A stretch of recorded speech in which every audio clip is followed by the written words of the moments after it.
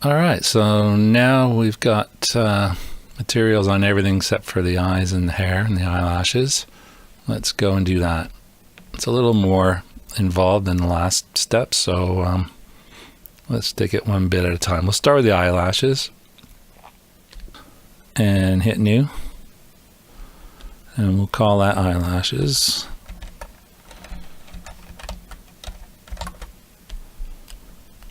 And first thing we'll do is import the material. Well, let's do this resizing again. Sorry about that. Right, Shift A, texture, image texture. Select here, type in eyelashes, choose those, drag the color, and so we start with the color. We don't need specular on those, and the reference can be 100%. So it looks like we have the right color information. Now we just need to use the alpha, which is included in the PNG here. So I'm going to move this out of the way first down here, because we're sort of not really using this shader beyond setting the spec and the roughness. What we need to do is cut the eyelashes out with the alpha. Now you would think there'd be an alpha input on here, but in the world of node compositing or building things, it becomes less flexible to do stuff like that. So what we have instead is a transparency shader. So we go shader, transparent, and it doesn't look like much, and you think that you would just drag the alpha into the color, but no, it's not how this works. What we have here is one shader, which is providing our color and diffuse and all those other goodies. And then we have another one here that's sole purpose in life is to make things invisible effectively. But we need these to work together. So we're going to have to grab a mix shader as well. So Shift A, shader, mix shader. And if I just drop it on there, by default, it connects to input 1. I know for a fact that the transparency needs to go to input 1, so let's just drag that to input 1 and see what happens. Bing, that one automatically changes, and our transparency shader is in number 1. Now as far as the transparency shader goes, again, your instinct might be to drag the alpha to that, but that's not the case. What we need to do is say, right, we're mixing these two things. We're mixing the color and we're mixing the transparency. How do we mix it? Well, a blend factor is not going to help, but maybe an alpha deciding what is visible and what is not visible would be the way to go. So you drag the alpha to the factor, and now that's going to cut the difference between the transparent and the apparent or the diffuse. But it's still not working. Well, why is that? Well, the transparency shader is a little more complicated than just simply one setting. So let's have a look at what we have over here. First thing we see is options, is blend mode, and it's set to opaque, which should explain why it's not cutting it out. So what we want to do is change that to alpha blend. And if I move that, there you go. You can see that that's worked. Now there are actually two other modes in the alpha, and the reason being is different situations will require different settings down the pipeline, and in this case, actually I'm in the shading menu here. Let's go, now this is my EV lit scene here, and if on my light I have shadows and contact shadows selected, and I look here, I'm not seeing any shadows, and I know I'm in EV here, so I should be seeing something, but I'm not. And the reason being is transparent shadow is set here. Now there's only two settings that are going to do what we want, which is actually send shadows of the individual lashes, and that would be hashed or clip. So if I select hashed, we're still not going to get anything because the blend mode is alpha blend. We need it to be alpha hashed. And there you go, you see it redraws, and now there is some shading being thrown by the eyelashes. And I think Alpha Clip does the same. So change this to Clip. And what's interesting about Alpha Clip is, if I just zoom in a bit here, you can see I've got a threshold control. I can alter my alpha a little bit by using this, which can be advantageous in situations. So it's all about flexibility. It's all about having all the options. I'm going to leave it on alpha blend because I'm not worried about the shadows right now. Actually, no, let's go to alpha hashed and have this hashed as well. There we go. So the actual shadows are controlled by the lamp. Got it. There we go. Contact shadows are the close shadows. Got your distance setting and softness. And you just have to find what works for you. I think the distance needs to be small. And the softness, probably about 3. Okay, so there you go. That's how we do transparency for the eyelashes. So now that we have the eyelashes, we want to do the hair with the same technique. And I could copy and paste this, but let's just run through it again because repetition is the best way to learn. I'm going to change back to just shading mode here and zoom out a little. Okay, so first we select scalp, hair, scalp, head, scalp. Here we go. So let's make a new material and Shift A, image texture, and we want scalp color into the color. We want to make it transparent, so Shift A, transparent. We need a mix, Shift A, mix shader. There you go. It's got to go into channel 1, and we need the alpha to control the factor. And then on the transparent shader right here, we will see we need to change this to alpha blend. And there you go. Oh, forgot to give it a name. Call this hair scalp. I'm going to hit save. Good practice to be in, especially as this is still an beta alpha. This is an alpha version I'm still using. Okay, let's select everything. Control copy and select the other ponytail and say new. We don't need that, and we shall paste. Can add this shader to the surface, and then we just need to change the hair to hair. And we want diffuse and opacity. There we go. And we still need to reselect. Even though we copied and pasted this, it defaults. So we need to change this to alpha blend. There you go. My camera seems to be right on top of everything here. Let's see what's going on. Layout. Camera. Oh yeah. So I'm just going to zoom back a little bit.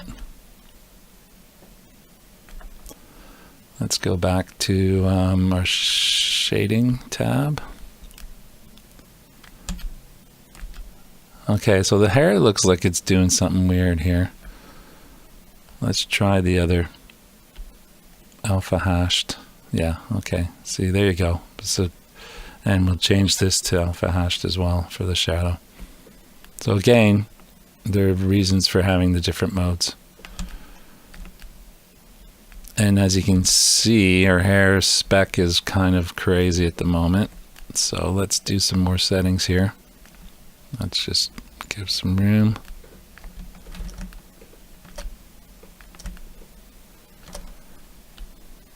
Because we also have Shift A texture. Okay, so let's do this again. So let's start with the spec, since that's usually the first in line.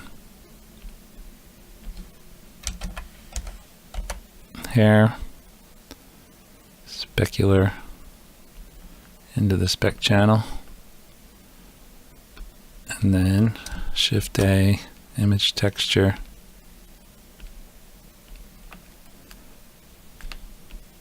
This will be the bump. Hair.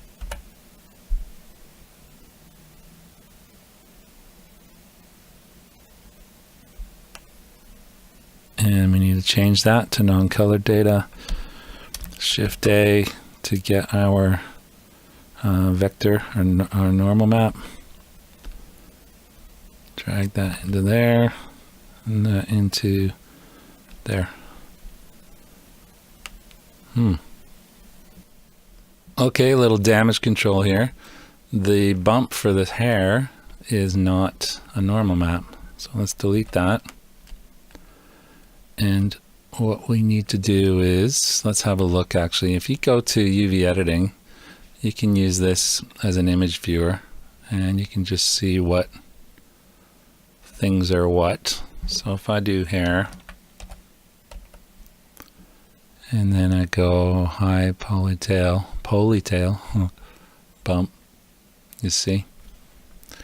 So let's go back to shading. And so what we have is a regular bump map. So Shift A, bump. Okay. So this one, the height is determined by the color. And then this connects to normals. Okay. Next, the eyes. So this takes some of the stuff we've learned and goes one step further. Let's have a look at the Eevee. Yeah, it looks good. All right. So let's get her eyes sorted out.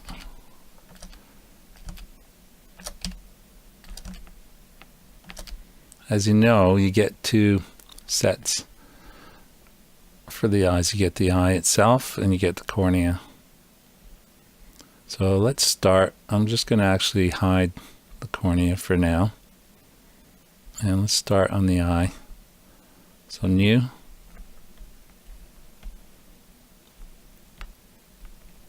And Shift A. Image texture. Drop that into the color. Here we go. Eye.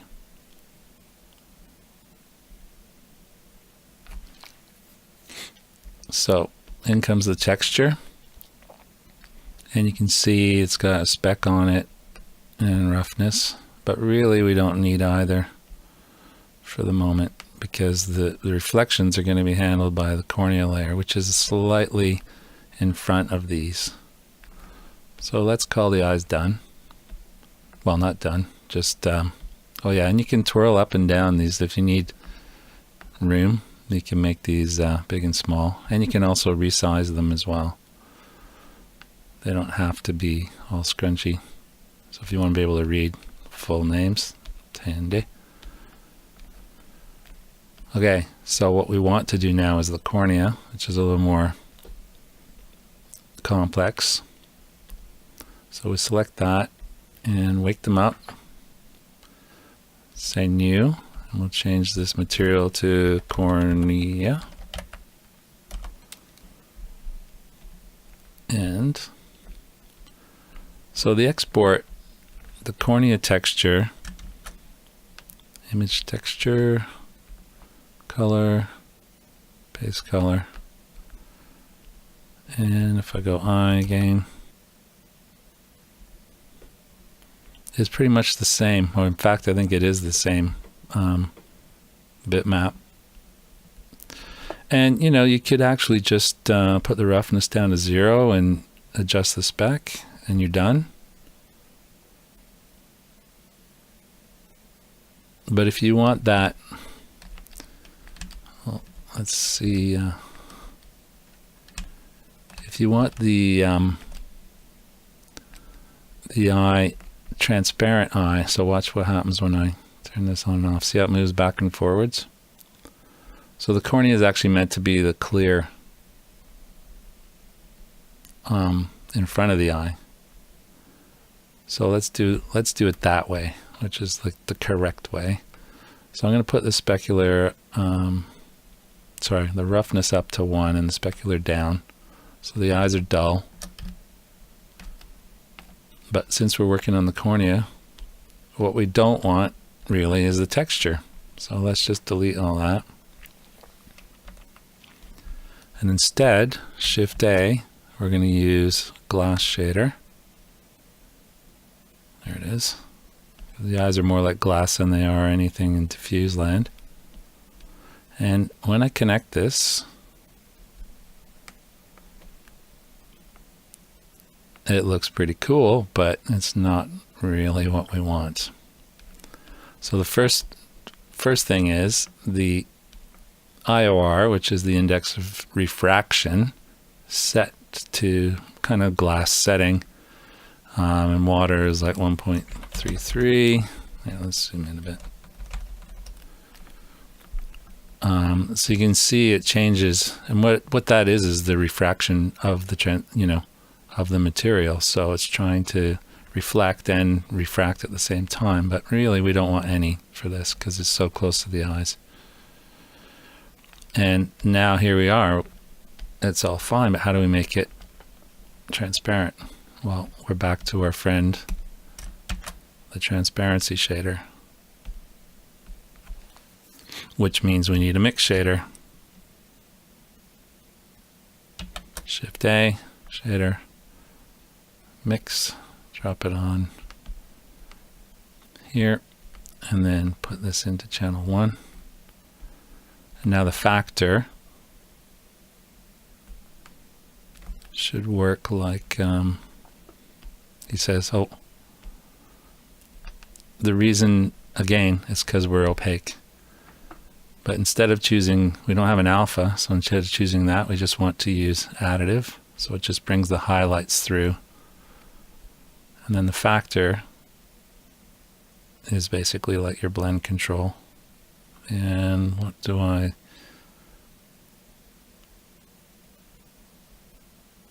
would say about 0.05. Oops, one too many zeros. Okay.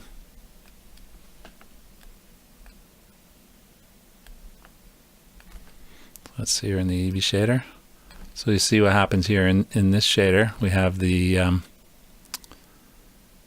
IBL, the environment map.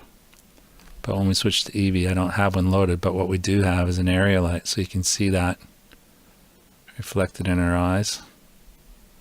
And if you go not that close, you should be able to see.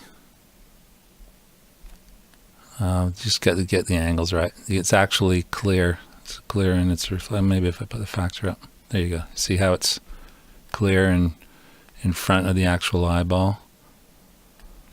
So you may want to adjust it depending on what your image is, what your character's doing.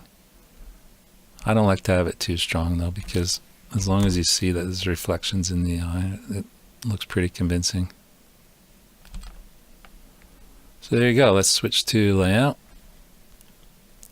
And I'm in my camera. She doesn't look very happy, does she? If we go further in, nope, doesn't get any happier.